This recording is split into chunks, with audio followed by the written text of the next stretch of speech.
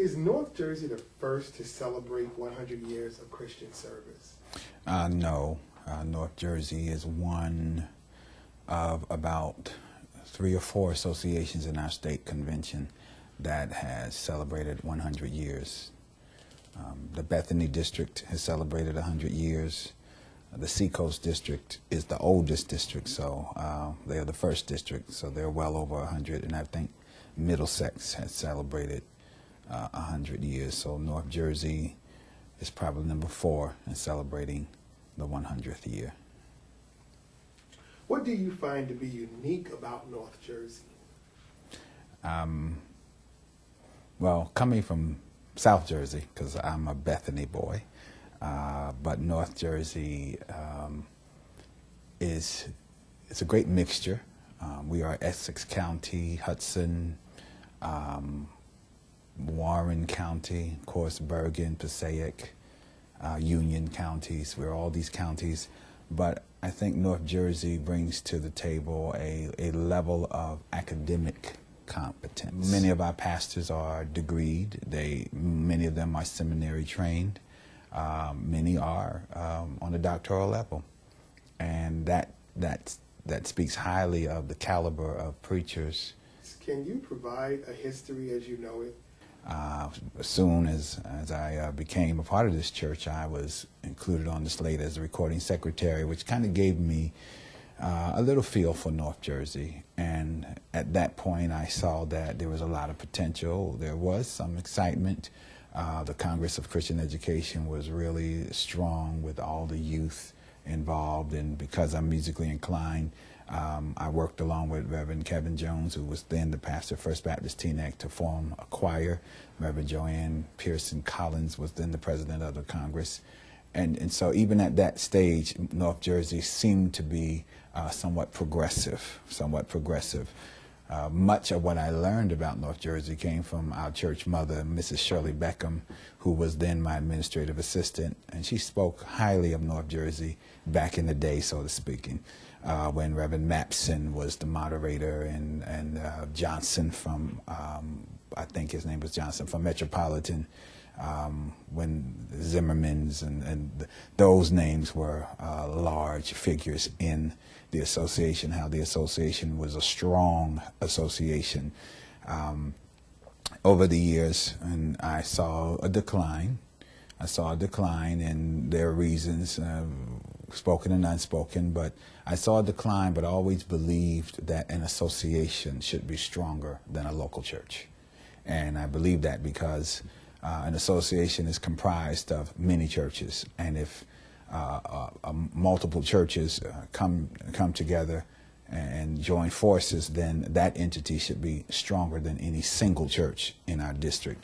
And so, not knowing that I would be moderator over the years because of shifts and changes in the district, but once it became clear that I would be moderator, I began to make some mental notes about the things that I felt needed to be implemented in order to bring this association to the point where it is now.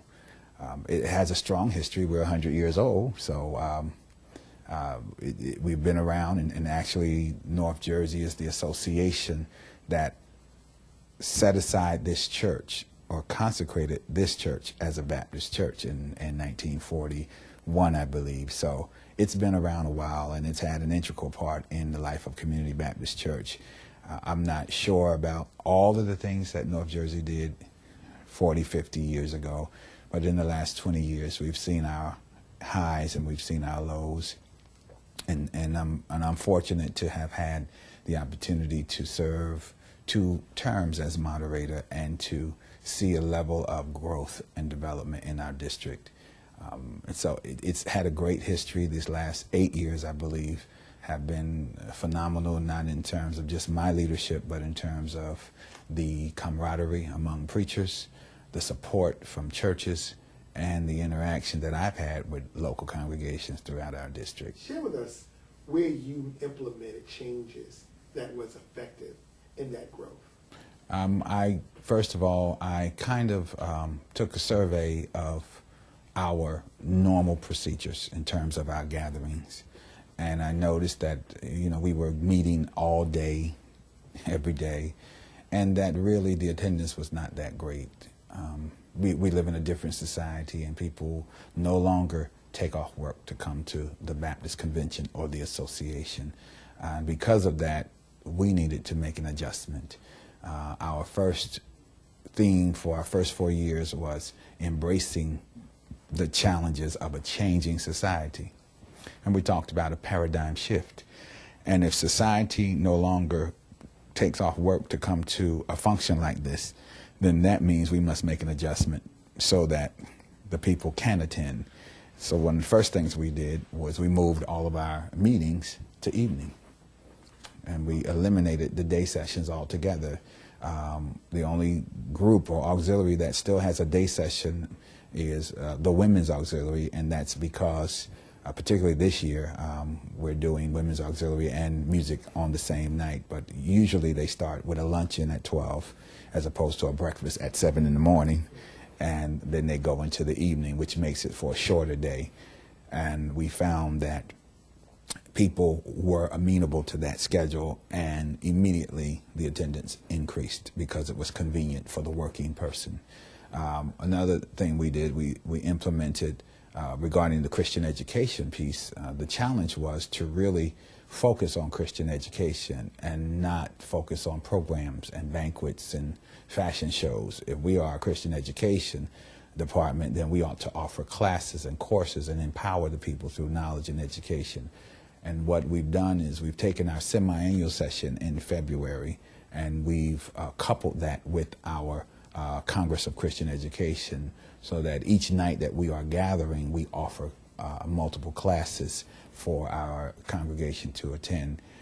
And it's been a blessing as well. And another thing that we've done, I believe, to help, we've eliminated registration for every department. For example, your church can register a general registration, but if you choose to come to the Congress of Christian Education, you still have to pay another registration fee. We've eliminated all of that because I believe if your church generously supports the association with whatever registration fee we ask, then we should be able to then cover all the expenses of our gathering without nickel and diming our people at every turn. So that took away the need for people to have to come out of their pockets, pay an additional registration fee for classes. The classes became included in the general registration fee, and it was offered to anyone who wanted to attend. And we made sure that we offered classes that spoke to today's issues. Reverend Dr. Vernon Walton has been our Director of Christian Education. Dr. M. Francis Manning Fontaine has been our overseer of that whole department. And they, along with the staff, Sister Pansy King, our dean, they worked hard to present, wonderful classes so that all of us can be empowered. Also, we have the Leadership Institute that Sister Pansy King has done over the years, and that again offers courses for credit through the National Baptist Convention. Those who take the leadership discipline will receive credit, course cards, and eventually graduate from the Congress of Christian Education at the National Baptist Convention level.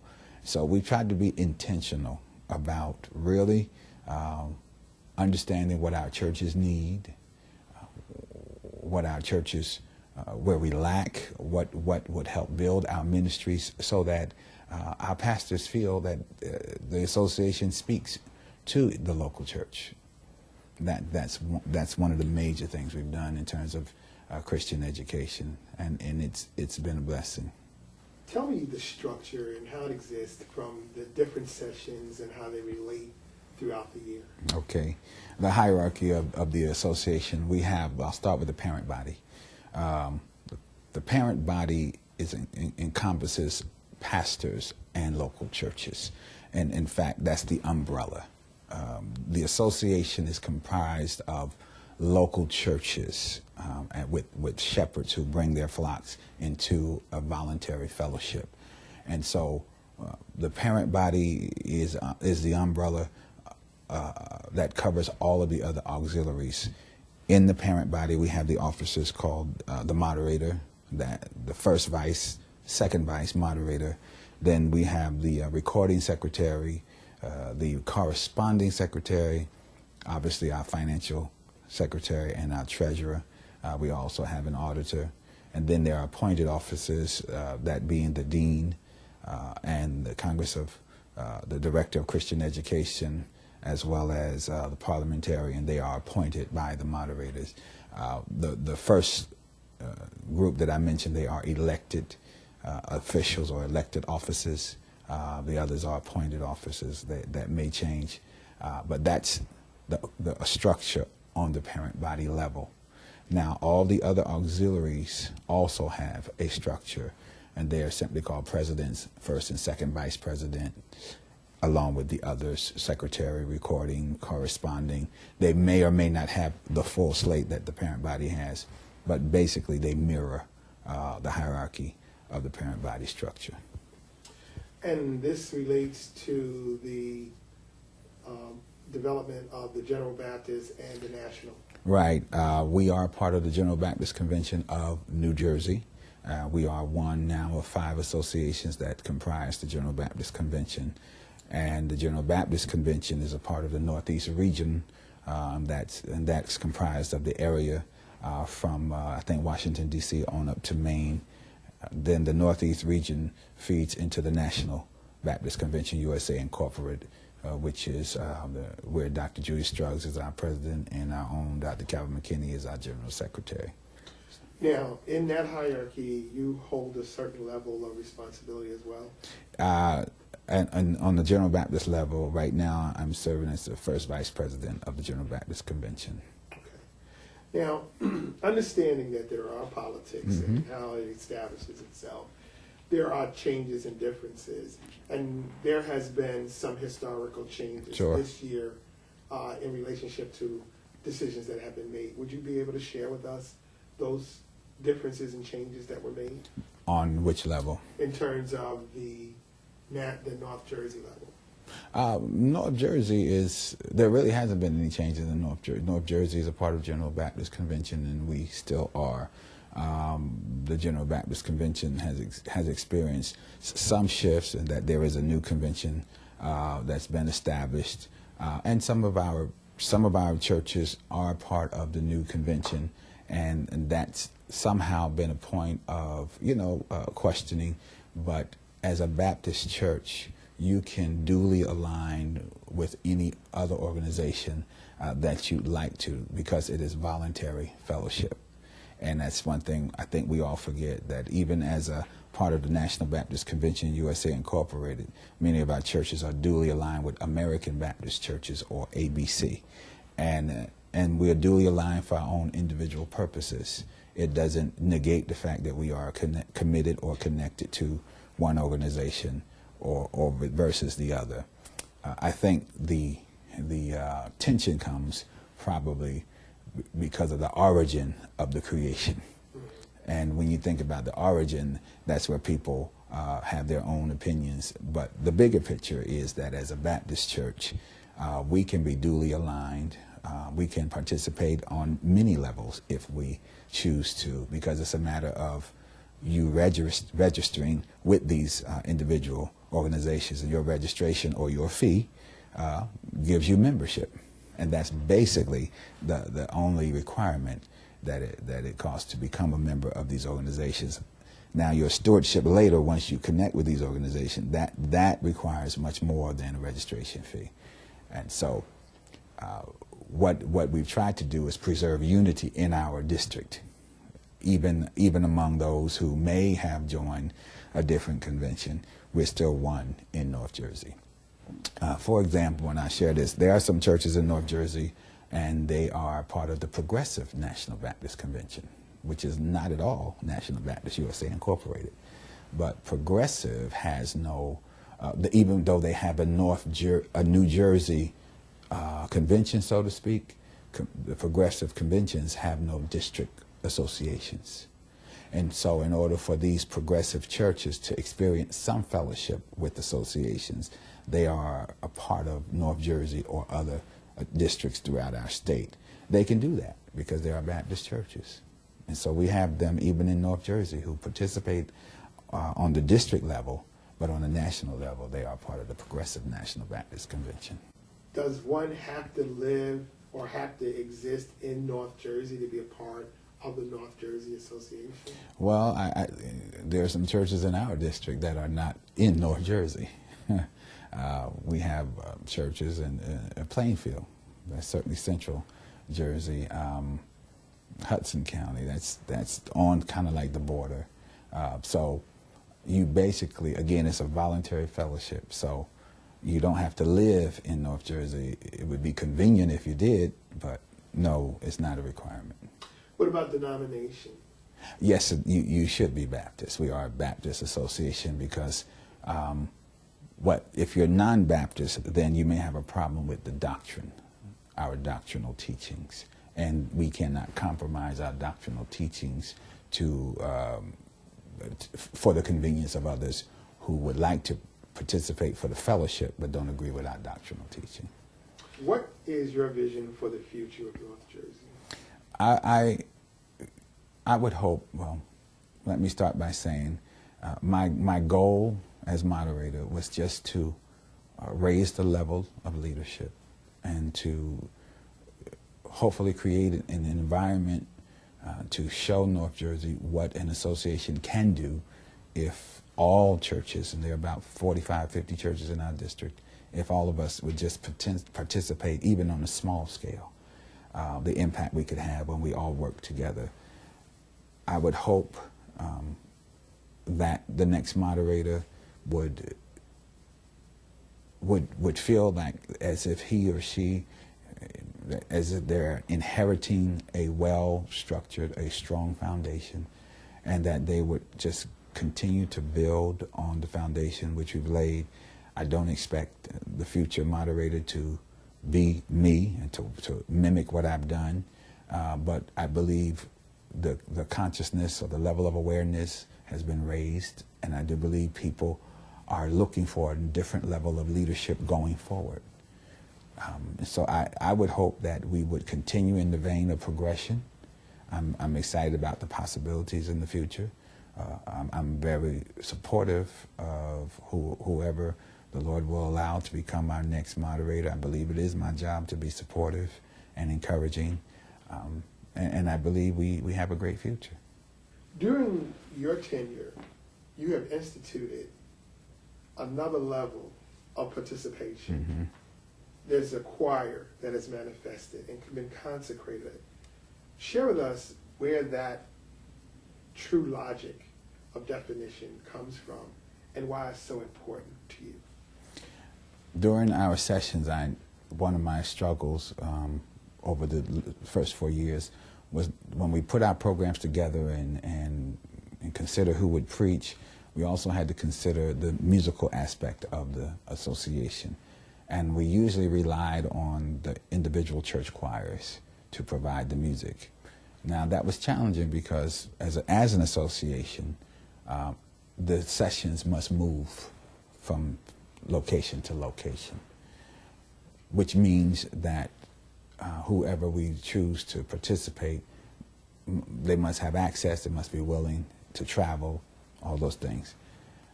Music is important to our gatherings.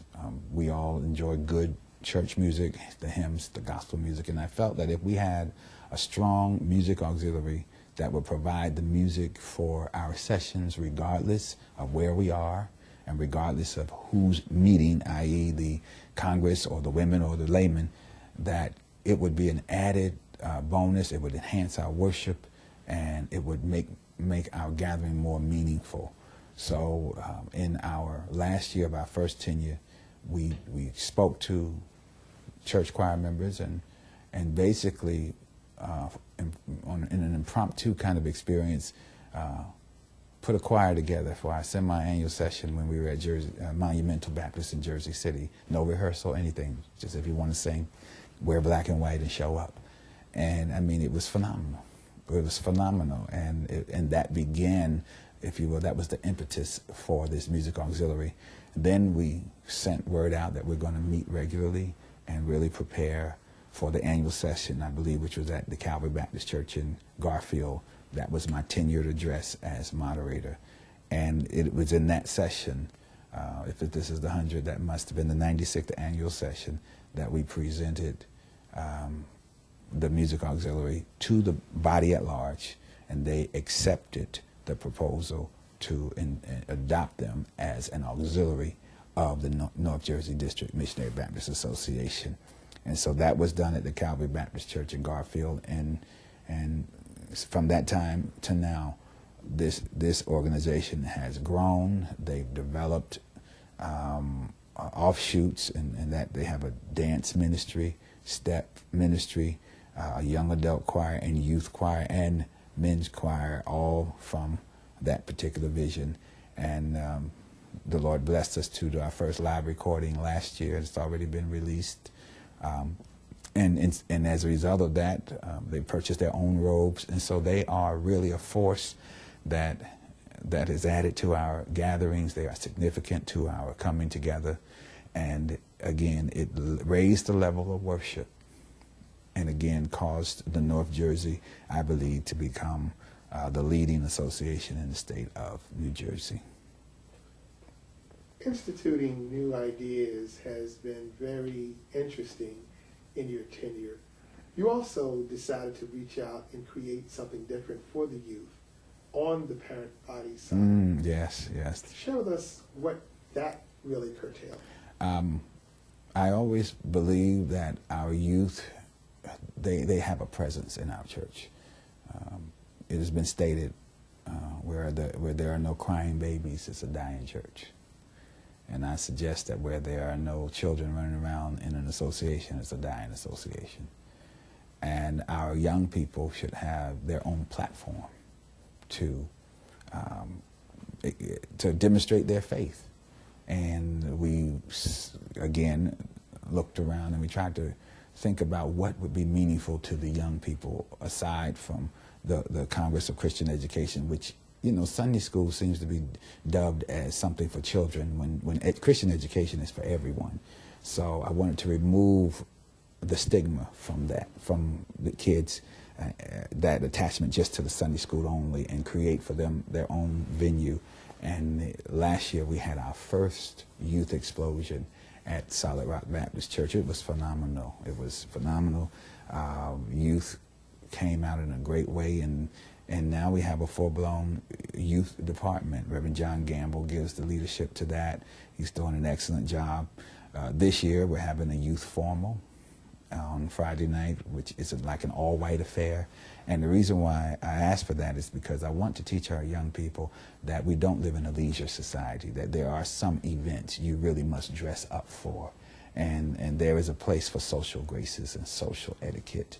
And you ought to know that there's a difference between sneakers and jeans and shoes and shirt and tie, and there's a time for all of that, but this is a time to present your best self to a public arena.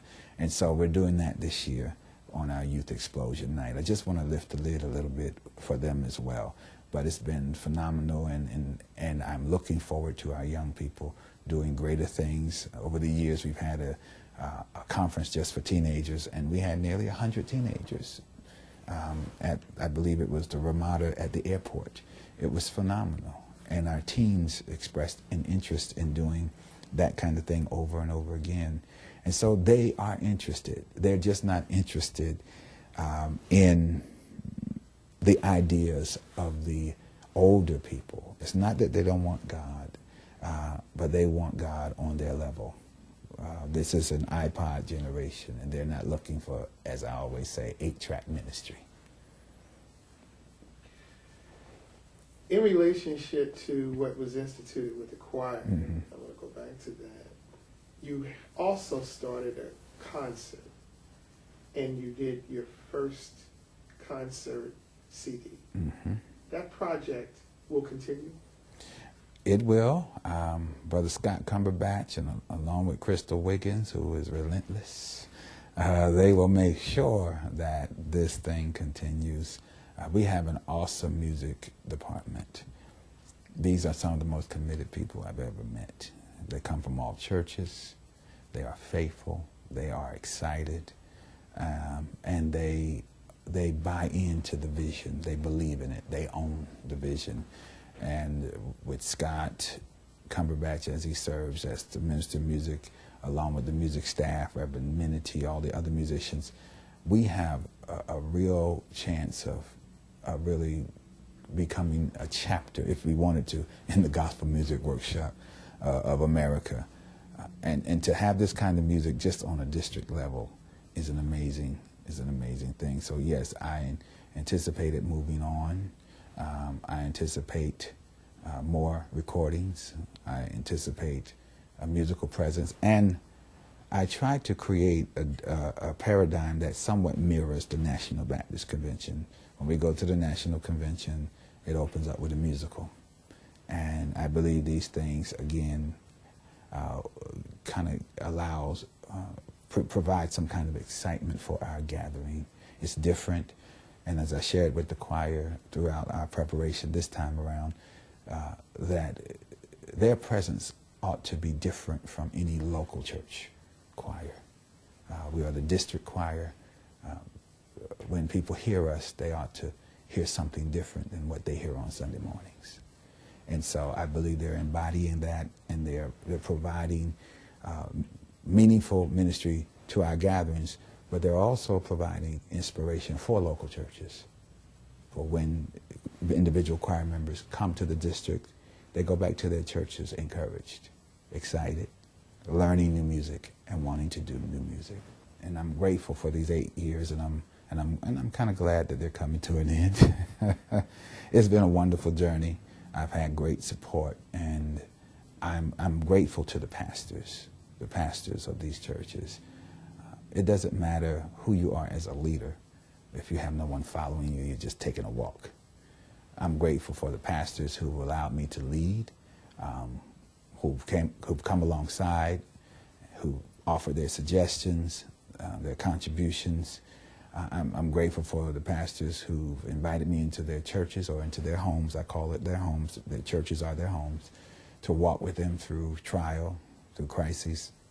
I'm grateful for our parent body staff, for their trust and their loyalty and faithfulness. I've been blessed over these 8 years to have not a perfect run, not a flawless administration, but to have a committed administration, to have a blessed fellowship. And that's what I wish for the next moderator, a blessed fellowship. I'd like to also give praise for the scholarship, because under this tenure, this year, we will have given out over $100,000 in scholarships. And that's significant. And Mrs. Brewster and the scholarship committee, they blessed our young people in a mighty way. So that's really important. I would hope that the future administration would keep education as a priority, would encourage our young people, build our men. Our men are growing, and our men need some focus and attention. My background is Christian education, or education in music. And so an organization takes on the personality of its leader. But I would hope that some attention will be given to the men, reach our young men, encourage them, because our men are priceless.